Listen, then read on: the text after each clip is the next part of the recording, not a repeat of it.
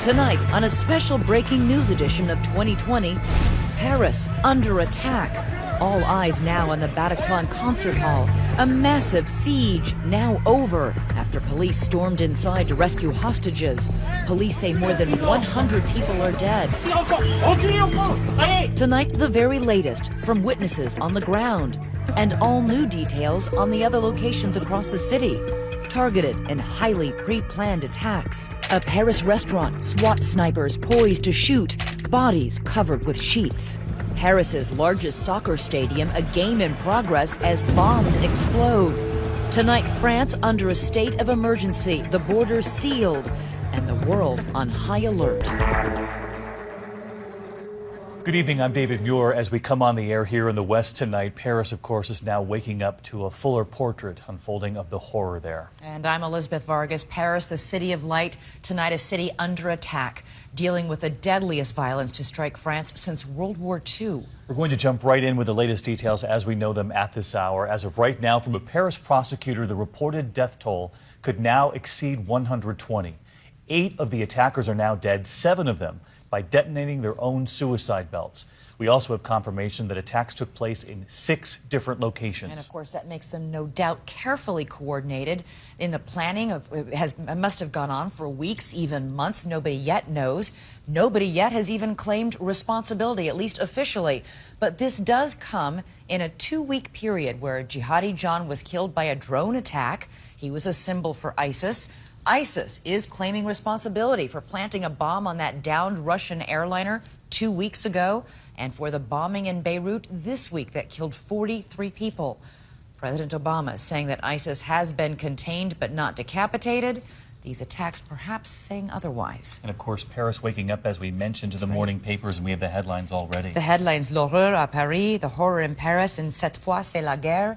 This time it's war. Another, simply put, carnage in Paris. And President Obama, we've learned, has held a phone call with President Hollande of France, of course, sharing with him the condolences of the American people. But we begin here tonight with how it all started, how it all began to unfold in Paris, with what one eyewitness called a horror movie that just wouldn't stop. It was a typical Friday evening in Paris. People out for dinner, some heading to a soccer match, others heading to a concert for a night of music. Around 9 p.m. Paris time, the first reports come in of multiple deadly attacks across the city. Paris under siege. The first attack reportedly occurs at a popular Paris restaurant. Le Carillon is described as a rustic canal-side cafe with live jazz music into the evening. Gunmen opening fire with automatic weapons, reportedly killing as many as 40 people. We were sitting right at the window when there was numerous gunshots directed at the window towards the restaurant that we were eating in. We immediately dropped to the floor with all the other diners.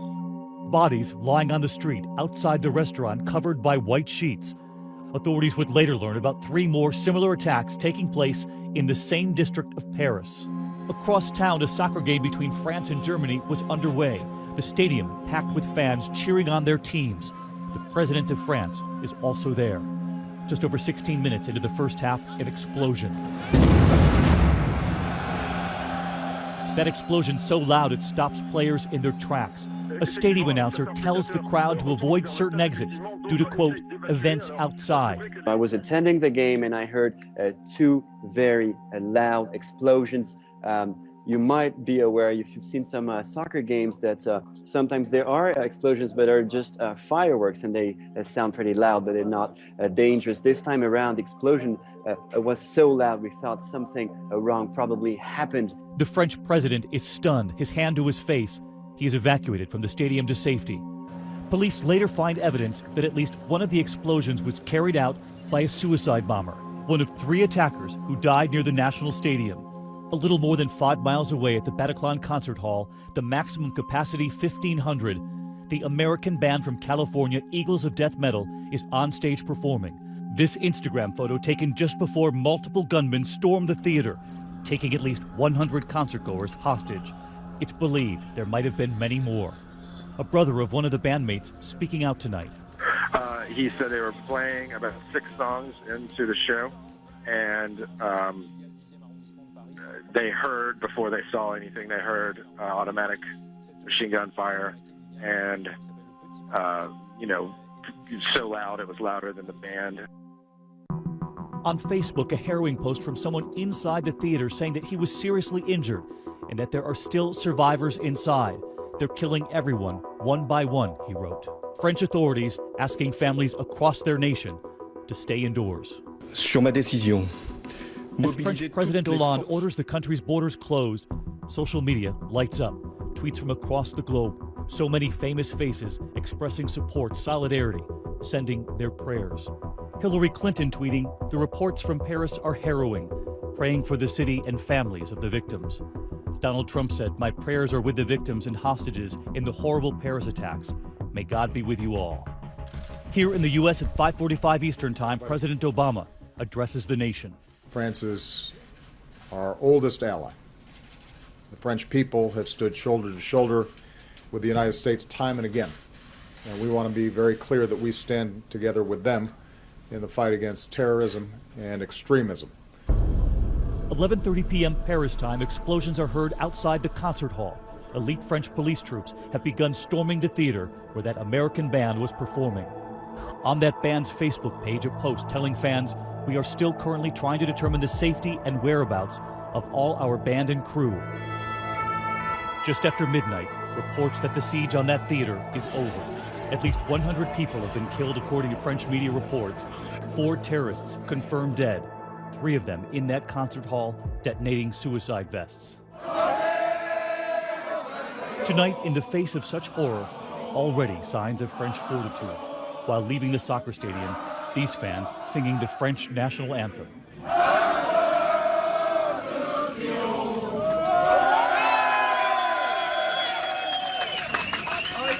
We're back now, and they initially thought there were 3 or 4 locations. We now know at this hour there were 6 locations, as you mentioned off the top, across the city of Paris, and one of those locations, a restaurant where they were eating dinner on a typical Friday night in Paris. That's right, a Cambodian restaurant, crowded that night. And joining us now on Skype is one of the women who was at that restaurant, Charlotte Brayo. And Charlotte, 14 people were killed. That's a small restaurant. It was packed tonight. What did you see? Where were you sitting?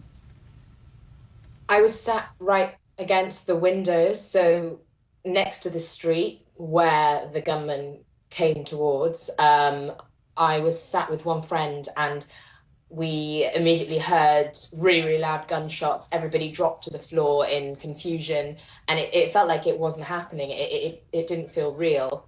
I'm actually shocked to hear how many people were dead, because I wasn't really aware that so many people had been fatally wounded. The first realization I had was I was holding on to a woman on the floor with me, and I was asking her if she was okay, holding her hand, and I realized she wasn't breathing, or she was struggling to breathe. And then as I could finally look up, when I felt safe enough to look up, I realized there was a pool of blood surrounding her, and I think she'd been shot in the chest. There was a woman who was being carried by her boyfriend across the street when I went to leave the restaurant. It was really awful, really awful. Awful scene, as you describe it. We're glad that you survived it, Charlotte. And you didn't hear the attackers say anything because they were driving by when they opened fire on this small restaurant? Yeah, I mean, I wasn't aware that they were driving by, but they didn't come in.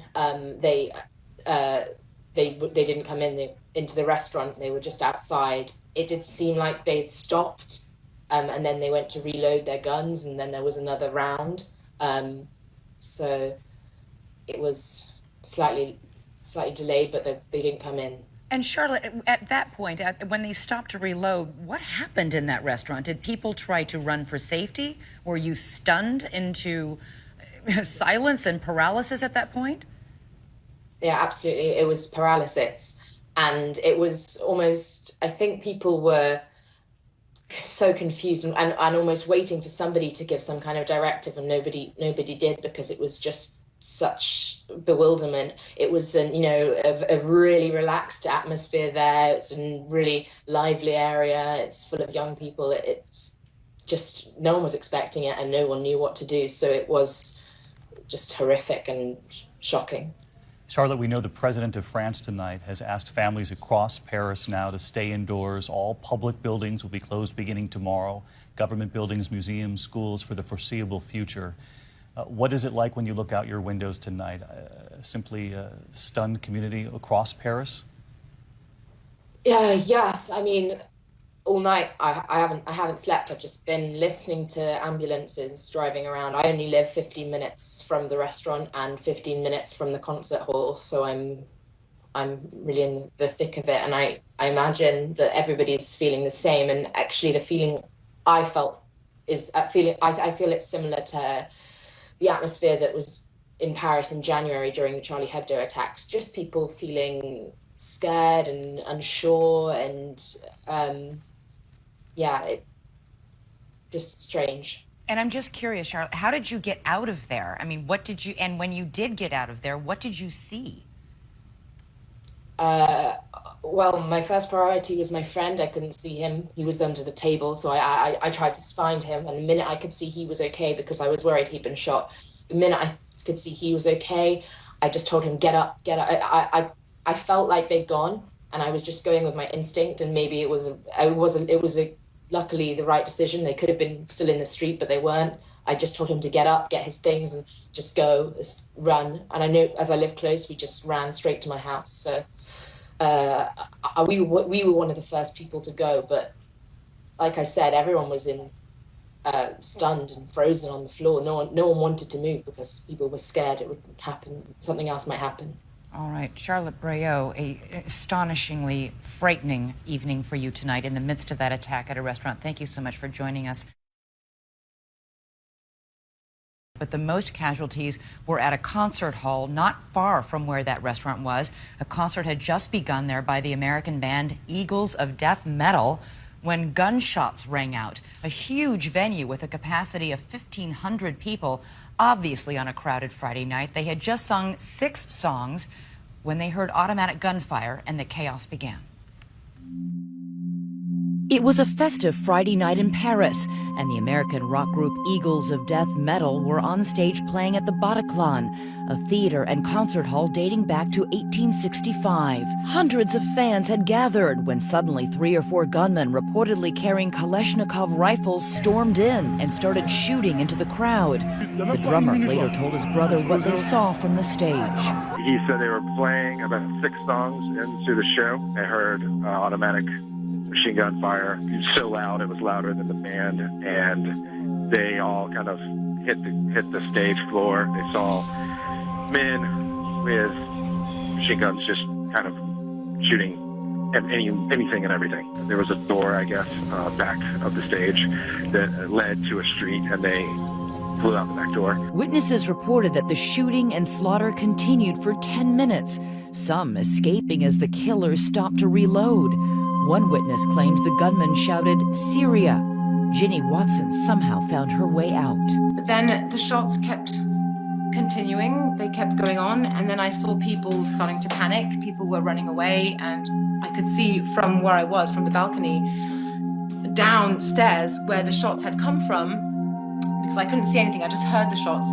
People were running away, and then all of a sudden people on the balcony where I was sitting started getting up and panicking, and that's when I ducked. I went behind the seats, and the friend I was with, I took her hand and we kind of made our way to an exit. While many audience members escaped amidst the horror and chaos, others were trapped behind, held hostage. At the time that they start killing individuals, and you know that they're killing individuals, you must go in. FBI hostage negotiator Aaron Sanchez. You are thinking of how many lives could I possibly save by entering, and how many more lives will be threatened. Just after midnight, French special forces assaulted the theater, overpowered and killed the gunman in a burst of gunfire and explosions, but not before at least 100 members of that audience were killed. 4 of the gunmen were found dead in the theater, 3 by activating their suicide belts. Obviously, we know 3 of those terrorists were prepared to die, at least 3 prepared to die for their attacks tonight. People who were on the scene after they managed to get in and storm that scene called it a bloodbath. It looked like a war zone. In this case, the decision to go in, they were sure these terrorists meant to kill inside. It was a matter of, we've got to go in now, even though people will die, and save as many as we can. And you and I have reported many times on these situations, and often it's a real struggle with whether or not you go in or not based on the fact that people could lose their lives in the efforts to save them. We want to bring in Ginny Watson, who was just in your report there, Elizabeth, inside the concert hall. And Ginny, first of all, we're glad you're okay. And can you describe the aftermath inside that concert hall? All I can say is that I was there when it started. I was actually there for the concert because the Eagles of Death Metal are a band I really like, and I was there with a friend. And we were in the middle of the concert, and all of a sudden, this huge shootout started, and it was quite a high-pitched shootout. Myself, never being in a shootout in my life, I actually thought it was a joke. I thought the band was like playing a joke on us, and I didn't believe it at first. But then I saw people screaming, and I was on the first floor of the venue. I wasn't down on, at the bottom. So I heard all the shots, and they were consistent. There were a lot of shots, and they didn't stop. And that's when I realized maybe we have to leave. And with my friend, I took her hand, and we ducked, we hid behind the seats, and we managed to, slip away through the safety exit that was near to where we were.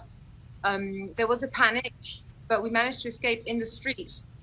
But there were people harmed, people were wounded, there was blood, and people had bullet wounds in their legs. It wasn't nice. We heard one eyewitness who was also in that theater with you, in that stadium, in that concert hall with you, describe how the gunmen were going down and executing people one by one. Did you see anything like that?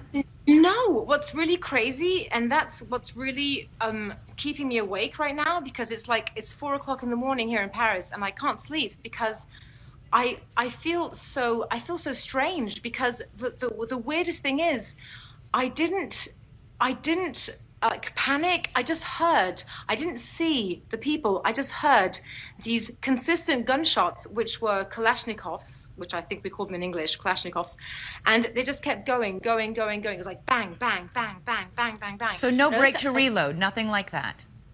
Sorry? No break to reload. They just kept consistently firing over and over. They just kept firing, and they were downstairs. It was obvious that we were on the first floor in the balcony, which we call the balcon in French, and it was obvious they were underneath.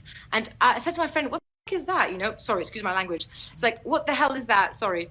And she was like, "I don't know." And we didn't take it seriously. But then all of a sudden, everybody started panicking, and that's when we realized that it was serious, and that those shooters were actually, coming up to the first floor as well. And I don't know how. I mean, the universe was in my favor. I don't know, but I managed to escape through a safety exit with a lot of other people without being harmed. And, I crossed paths with people who were wounded. I saw a girl who had a bullet wound in her thigh. Somebody else was on the floor with blood everywhere. It was horrible. Ginny, there have been reports that the attackers were shouting as they were inside that concert hall. I'm curious, did you hear them shouting anything along with all that gunfire? And we have not seen any images from inside the theater, nor, quite frankly, do we really want to. But can you tell us how many people you think they might have been able to get to before the SWAT teams rushed in? I don't think anybody could have been filming at that particular time, because nobody wants to be filming that. The main energy, the main flow was to get the hell out of there. I didn't hear anything because I was, like I say, I was on the first floor, so I didn't hear anything. I didn't hear anything. I didn't hear any religious things, nothing. No, I didn't hear anything like that. All I know is that people were firing Kalashnikovs and that we had to get out. And was it pandemonium to get out? I mean, were people how was this? Yeah, it was and it wasn't. It was like people were panicking, like a lot of people were crying and stuff, and it was a bit of a panic, but it wasn't like, when people get trampled, it wasn't like that. Like I didn't feel trampled. I didn't feel squashed. All I know is that I made my way to the safety exit, which I saw, when I was actually there. I noticed it, because I always look where safety exits are because I'm kind of wary of crowds. And, you know, we were all going down the staircase to get out. And at one point, the people who were down towards the doors, they stopped them for a while saying, no, they're there. And then they opened them again like a minute later. And Right. everybody ran out. Everybody ran out in a panic. You know, we all ran out in different directions. And Ginny, you know that several people were held hostage inside there for several hours. You know how I lucky know. you are you got out. I know, and the people who were held there as hostage were people I knew, because the person I was with was a friend, and she works within the music industry, and her friends are the people who work there. And so since escaping, we came back to her place, and we've had messages and emails and Facebook messages from people who were trapped in the what do you call it in English? The I can't find the word in English. Like the place where you get changed, you know, as an artist. Right, the dressing rooms. The Ginny dressing Watson. rooms, exactly.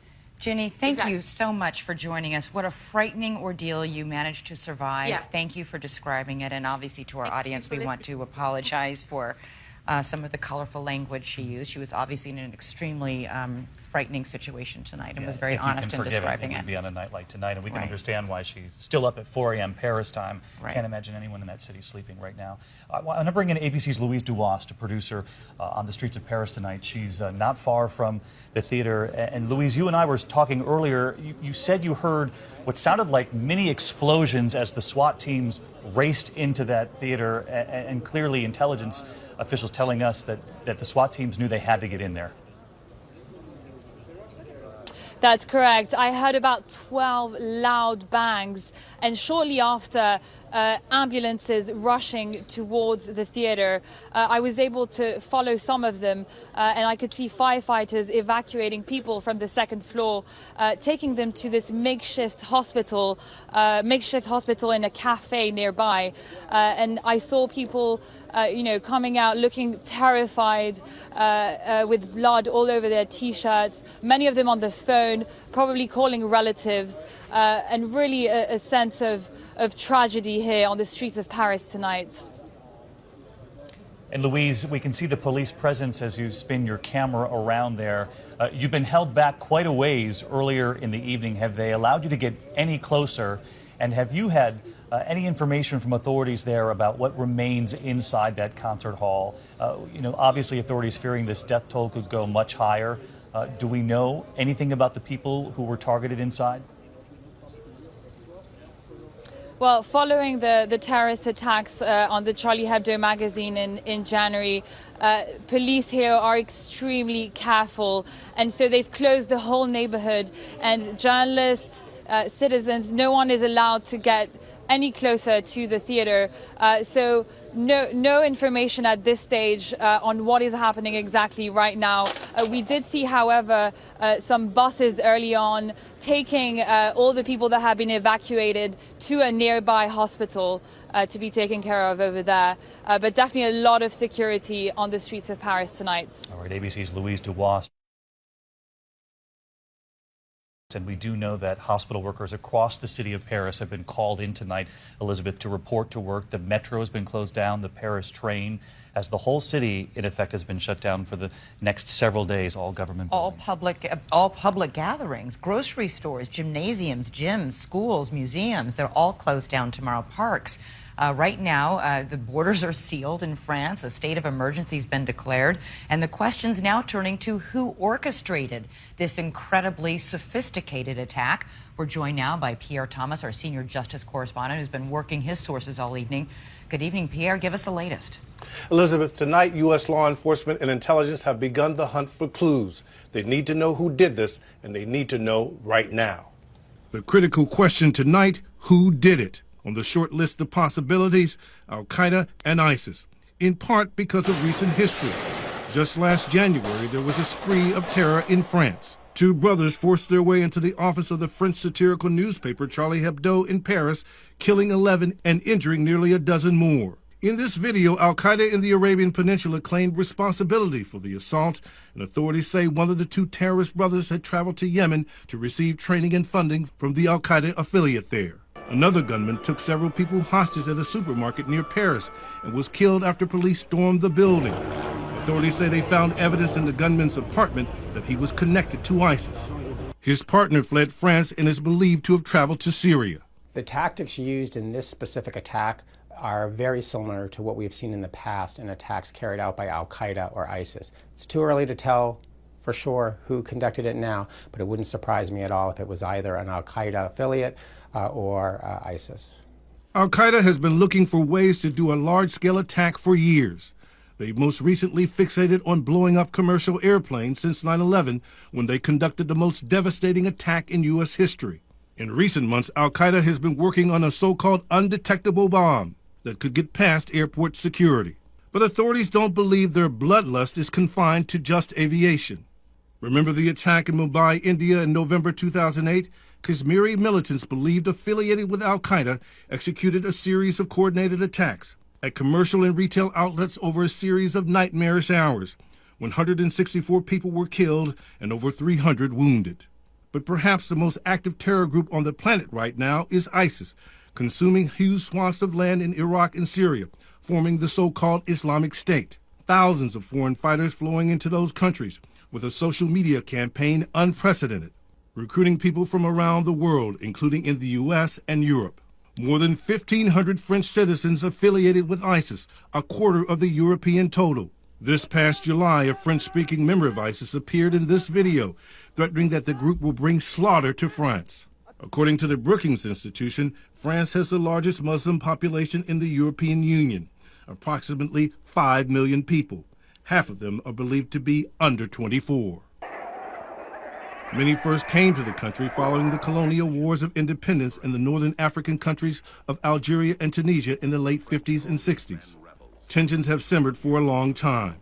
In 1961, the French police shot and killed some 200 pro-Algerian demonstrators. Some were thrown into the Seine River. Today, there are several Muslim population centers in the nation, but most notably the suburbs of Paris. Unlike so many U.S. cities where the suburbs are affluent, these areas are hotbeds of unrest. Over the last several years, there have been real challenges in France as it relates to individuals coming from North Africa, coming from the Middle East, and assimilating into the French culture. This New Yorker magazine article described a region called Department 93, a large area of disaffected African and Arab populations who feel cut off from French society. According to the article, estimates are 60% of French prison inmates are Muslim, prime targets for jihadists. One of the challenges that the French government and the French people will face in the days ahead will be to ensure that hate crimes aren't committed against people who had nothing to do with this attack. U.S. officials have been operating at a high tempo for months, concerned about al-Qaeda bombers, ISIS, and so-called lone wolves who could strike at any time. The pressure incredible as they have to worry about all scenarios. All right, Pierre, thank you so much. We're joined now by Brian Ross. The big debate began within moments after the attacks tonight. Al-Qaeda, ISIS, what do you think? What are your sources telling you? Well, right now they're focusing on ISIS because of the raw numbers of ISIS has. As Pierre was reporting, more than 1,000 sympathizers. Some have gone to Syria and Iraq, but others remain in France. There's just a wealth of people who would be available. And recently there have been threats from ISIS in the social media to bring slaughter to the streets of Paris. And what do you make of reports that some of the attackers inside that concert hall were yelling Syria as they were opening fire? Very telling. And the fact is, tonight they have the DNA, fingerprints, and photographs of the dead attackers. They're being run through French and U.S. databases. By tomorrow, we'll have a much better idea. But you know, Brian, you've been reporting on this for quite some time, that the threat and the fear here in America, when you hear about those suicide belts that they detonated in the middle of a concert hall, these so-called soft targets, exactly. That is the real fear here at home as well. There isn't a place in this country right now where you can have 1,000 people at a concert that would be able to defend against this similar kind of attack. We also have Richard Clark with us, former counterterrorism czar. And Rich, talk about the sophistication of this attack, what it took to almost simultaneously have 6 different attacks go underway in Paris tonight. Well, the weapons themselves are not sophisticated. So I wouldn't call it a sophisticated attack, but a complicated attack, because they had to do 5 or 6 different targets at more or less the same time. This indicates a group that has had training, and this is why I think it's probably ISIS. It may be people who have returned from Syria, from fighting in Syria. They look like they have had training to be able to pull off this kind of simultaneous, complex attack in the heart of a major city. We have about 4, at least probably 4, maybe 5 of the terrorists killed so far. How many people, though, do you think were involved in this? Probably not many more than that. If we look at the only other attack in history that looks like this, it was the Mumbai attack in India, where a handful of people tied up the entire city, a huge city, by staging this kind of running attack and then ending up at one venue where they took hostages and did their last stand. That actually was not al-Qaeda, that was a Pakistani group. But this tactic is one that has been learned, and I think it's been learned very well by ISIS and practiced by ISIS in Syria and in Iraq. The interesting thing here is the French didn't see it coming. And the only way you can stop these attacks on soft targets is to know it's coming and arrest people before they do it.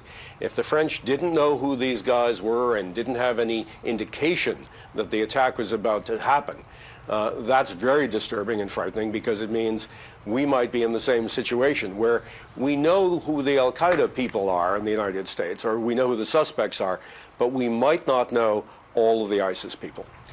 Dick, you bring up the very point that we were making earlier, which that is the frightening part. These are soft targets. So unless you catch them before, if you don't have the intelligence that you need before to track them down. I want to bring in Martha Raddatz, our chief global affairs correspondent, because Martha, Dick points out that this could be ISIS. They seem like ISIS tactics that have already been learned, but the real fear that you bring up in the afternoon of reporting and the evening of reporting here is that this might not be, that these groups might be now competing with one another for global attention. It almost seems that way, David. Al-Qaeda hasn't been in the news quite as much, certainly, and certainly the U.S. administration is saying hardcore Al-Qaeda has been done away with, but they want to get back. They want to make a big splash. So they're looking at all these possibilities. Now, I do think someone shouting Syria is possibly a very big clue. France, like the U.S., has been targeting ISIS in Syria, so that may give investigators some clue as to motive, because ISIS would certainly have motive here. One other key component of that concert hall was that was an American band on stage from California. We do know that a relative of one of the band members from Georgia told our affiliate WSB that he learned that his loved one is safe, that the band is safe, that they were able to get out through a back door, Martha? They were able to get out of a back door because they heard the gunfire and they immediately turned and ran. They had a stage door there because they could tell what was going on in that concert hall. So they turned and ran, and that's very good for them, because they are the lucky ones, because we've already heard how many people died in that concert hall, at least 100, they're saying, within that concert hall itself. And talking about that concert hall, I'd like to bring in Brad Garrett, who's formerly with the FBI, has a lot of experience in these hostage situations. And Brad, talk us through the decision by French police, French SWAT teams, to storm that concert hall when they did. I mean, they had terrorists inside, armed to the hilt, killing people, and more than 100 hostages. How do you decide when to go? What's the calculation there? It's all based, Elizabeth, when you have enough information about what you're walking into, because the last thing you want to do is to walk into a booby trap. So I think they had enough time, obviously, to interview people that had escaped from the theater. What did you see? How many people did you see? How many people do you think they have shot, etc.? Did you see explosives? Were they rigging doors? All those kind of questions. While those debriefs are going on, then you have a team of techs, hopefully, that are either getting cameras or mics in there so they can hear and look at what's going on. Once you have that core information, you're probably going to go in, because they all know, we all know, they're not coming out. They're either going to blow themselves up or we're going to kill them. And there are obviously people that are bleeding to death. You want to get them out of there. So I think that once you get that core information, you've had reporting of multiple explosions. Those are flashbangs. The whole key is to disorient the bad guys. So when the flash goes out, it gives you enough time to draw a bead and shoot somebody. Really and I think that's what happened. Yeah, an excruciating decision whether or not and if and when to go in. Brad, stick with us here. We have John Cohen, formerly with Homeland Security, an ABC News analyst. And John, a lot of people who are watching this here in America tonight want to know about football games this weekend. We've learned already of heightened security in this country because of the real concern, as we mentioned earlier, over soft targets, in all of our communities.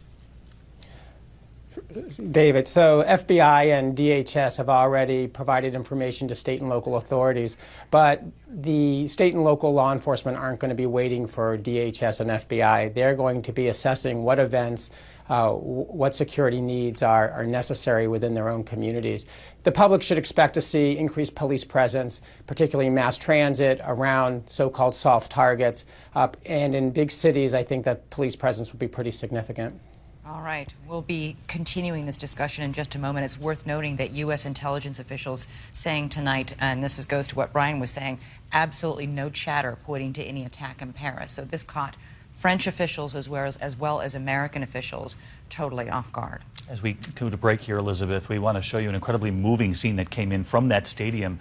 All those soccer fans leaving 80,000 spontaneously beginning to sing the French national anthem as they left the stadium.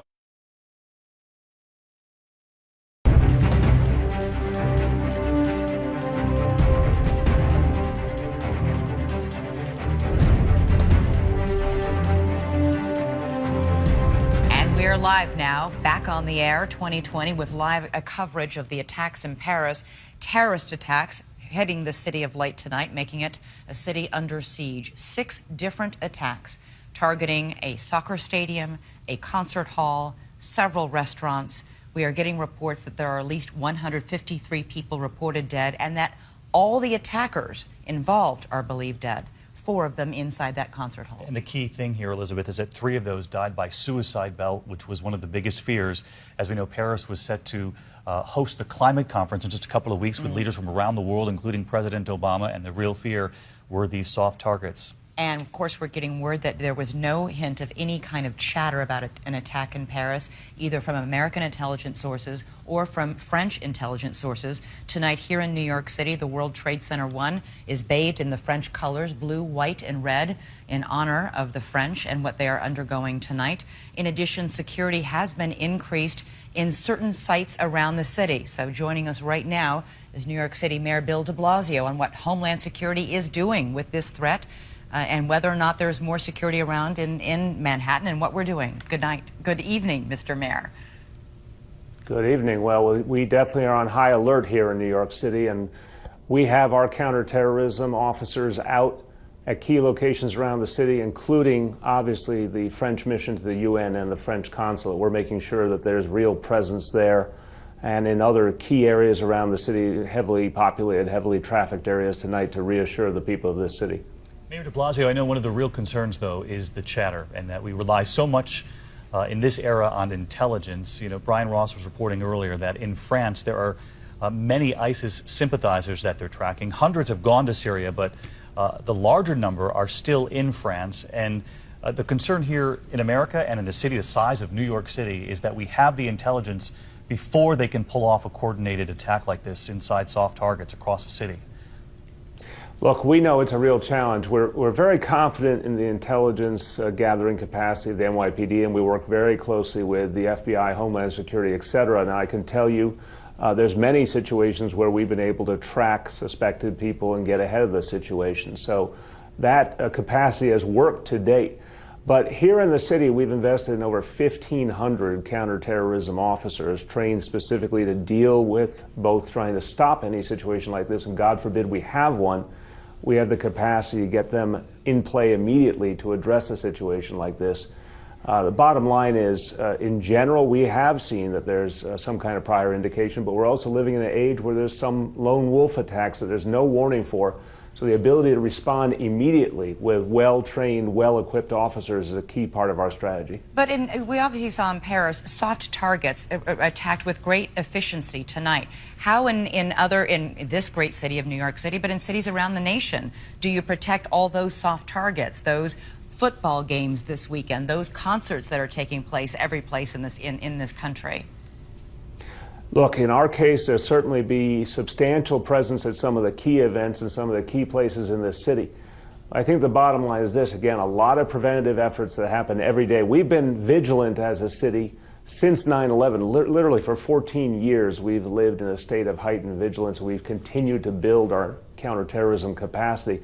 I think the answer is there's key locations, key events that naturally are going to get additional coverage. But it's also the ability to respond very quickly if, God forbid, something happens at an unexpected soft target. The fact is we have officers ready to deploy very, very quickly, again, with sufficient armament, sufficient training to address it. I think that's the model we have to depend on going forward. The intelligence work often, in fact, overwhelming number of cases, will catch these attempted efforts and will give us the opportunity to stop them. But if we're going to be in an age where some things aren't seen in time or where lone wolves are acting, the ability to have that immediate, rapid response with well-trained, well-equipped officers is going to be crucial. New York City has that. I think other places are probably going to need that as well. Mayor de Blasio, with just a few moments left, though, what do you say to folks who are watching tonight who might be just feeling uneasy, worrying that it's only a matter of time, really, here? We know there are lone wolves in this country as well. What do you say to them, and does it keep you up at night when you see what played out in Paris today? Look, it's something that worries me every day, but I also know that the track record of this country and certainly of the NYPD since 9/11, over 14 years, has been extraordinary. Identifying potential threats, stopping them before they could be achieved, constantly working to improve our capacity. I think, in fact, there's a lot of reasons that people should be confident in the security capacity of certainly this city and this nation. But look, again, with a lone wolf situation, we simply have to be vigilant. We have to recognize any suspicious activity should be reported to the police very quickly. We've said in New York City for a long time, if you see something, say something. That phrase takes on a lot of meaning in the age of lone wolf attacks, and that means we have a chance potentially to stop them if our fellow citizens are able to report to the police things that they see. Look, tonight is a night to think about the people of Paris who have gone through so much, not just these horrible attacks, but what they went through in January. I was there in the aftermath of the January attacks. This whole world's heart is with Paris tonight. But I think the answer for all of us is to support our police and inform everything we see, provide that information to the police promptly. Mayor de Blasio here in New York City. Mayor, thanks for being with us here tonight. And he makes a great point. President Obama saying earlier today, we stand with France. Vice President Biden tweeting out, our hearts are with the people of France. And it's nice to see one world trade in the colors of the French people tonight. It is indeed.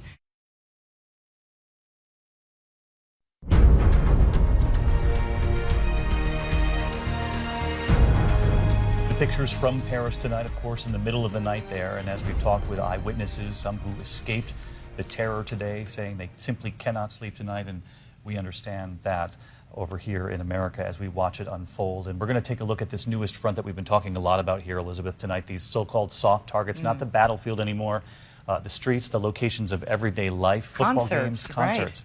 Right. Restaurants, simple restaurants where they simply drove by and began attacking people sitting inside. And so with a look at the soft targets and the concern here in America, here's our Chief Global Affairs correspondent, Martha Raddatz, tonight. Martha?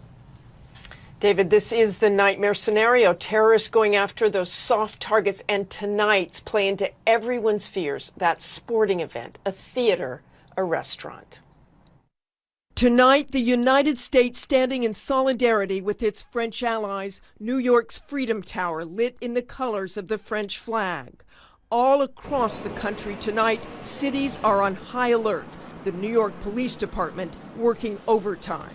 But that's what you'll see in New York, a deployment of what's called critical response vehicles to locations, not only to add security, but also to raise the comfort level. That heavy artillery is a show of force at New York's most visible targets, Statue of Liberty, Lincoln Center, and of course Times Square. We'll deploy resources at sensitive locations. The reality is that there a lot more sensitive locations, and there are resources to cover them. And that is arguably what the terrorists are counting on. And now, in light of the attacks in Paris, especially the one near that soccer stadium, sports venues are taking proactive measures this weekend. Meanwhile, the NBA and NHL warning all teams and arenas to be extra vigilant. But the NFL, which has huge sold-out stadiums, isn't beefing up security. Security at our games is always at a heightened state of alert, said NFL spokesman Brian McCarthy, pointing out that every NFL stadium is already equipped with metal detectors. And while former New York Police Commissioner concedes MetLife Stadium, home to the New York Giants and Jets, is prepared, all of them might not be. Metal detectors are used in some places. I believe there is an effort to have it done in all major league venues, but I don't think it's there yet. But truly less protected, softer targets like movie theaters and shopping malls are extremely vulnerable. Remember the siege on that mall in Kenya?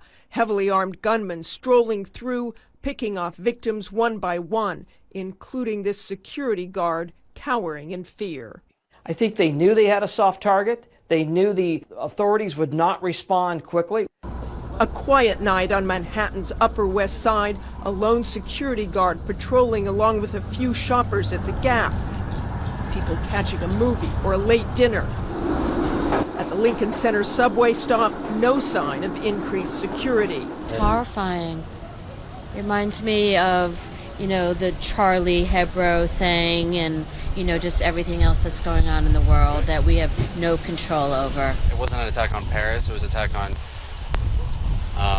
humanity, and that's kind of scary. There are bad people in the world.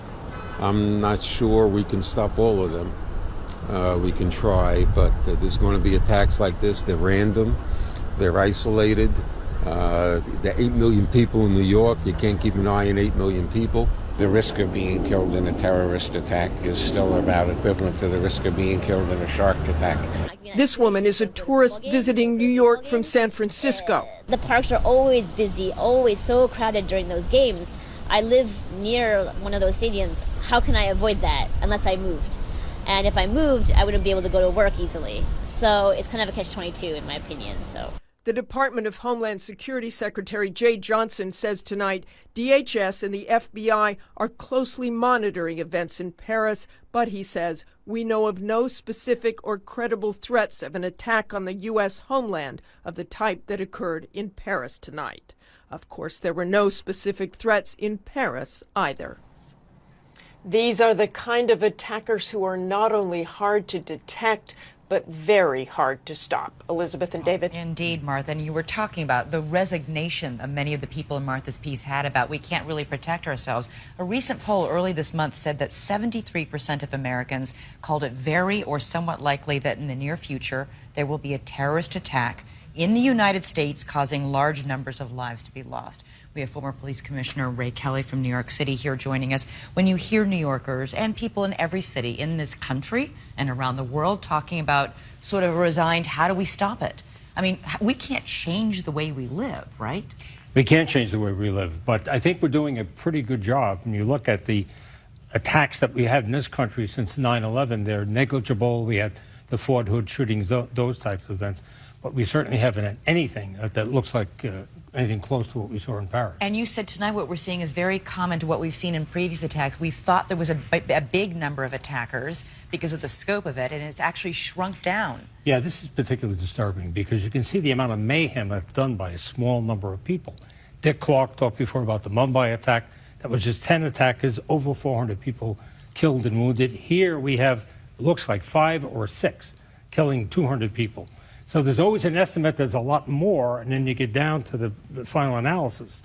It's a few people with AK-47s, very basic weapons, killing lots of individuals. And Commissioner, you were telling Elizabeth and me during the break that it would appear at this point that the French police should be applauded for responding fairly quickly to this. But as we heard Martha say, there was very little chatter leading up to this, which is so concerning. No chatter, really? With the fear of lone wolves here in our country. So how do we track them, and how can we be sure that we're monitoring them all? With great difficulty, and we can't be sure. Yeah. You're right. There's sometimes just not going to be any chatter at all. You do the best you can. And I think law enforcement in this country has done a very good job, but as has been said so many times, they only have to be right once. We have to be right all the time. Right. All right, former Commissioner Kelly, always great to have you with us here. And Elizabeth and I have much more ahead, but we're going to take a break for our local stations to preview what's coming up in many cases on their own local newscast. 15 seconds here from our local stations.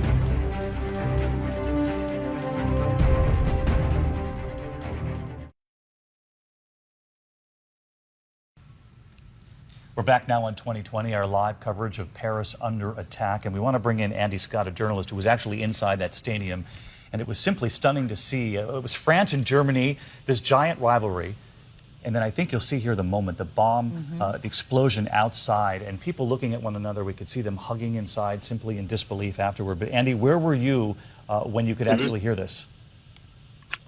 Good morning. Yeah, I was in the stadium. I was in the press box of the stadium, which is an enormous stadium with a capacity of 80,000.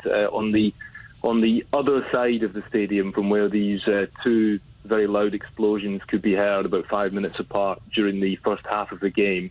So yeah, I was in the stadium.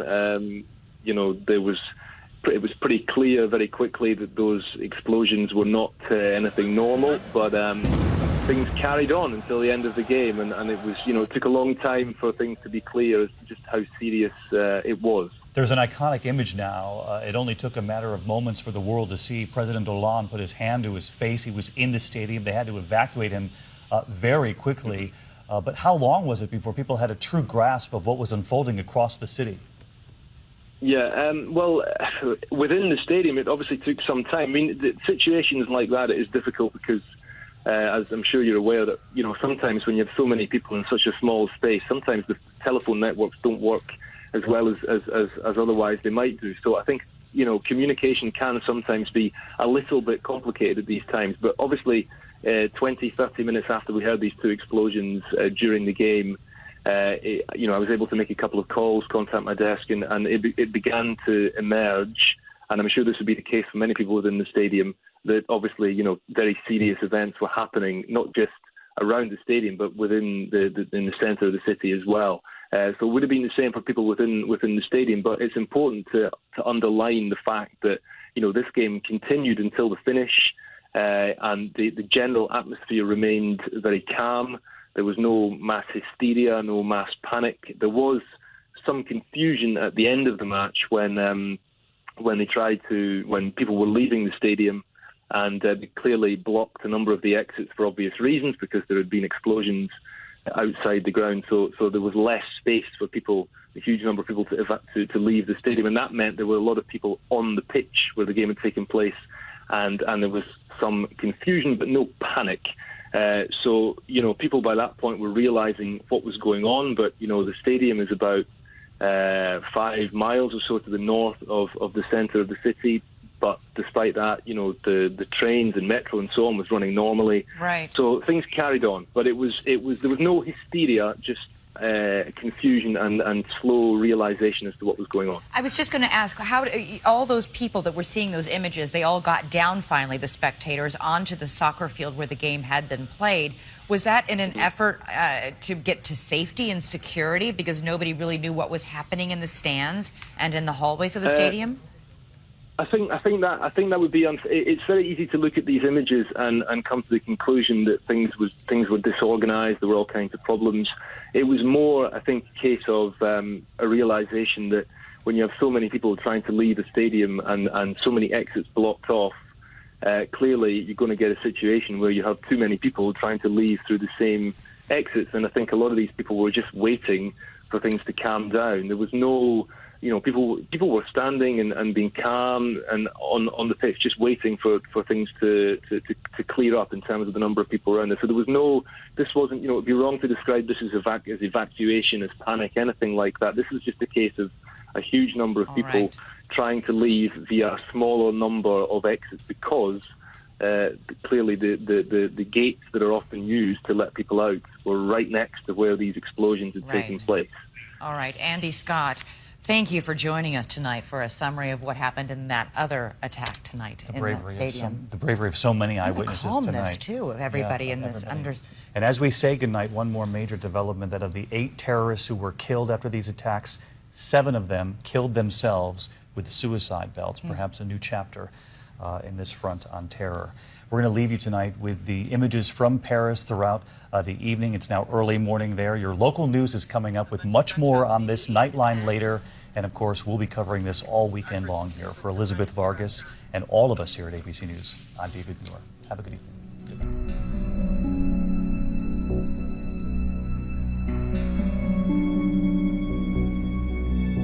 I was, enjoying the concert and the band playing, they were in the middle of a song, and then all of a sudden we heard shots.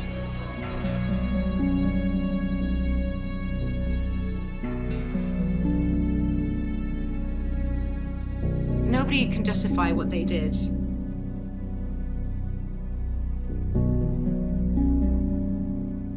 It feels like a never-ending horror movie.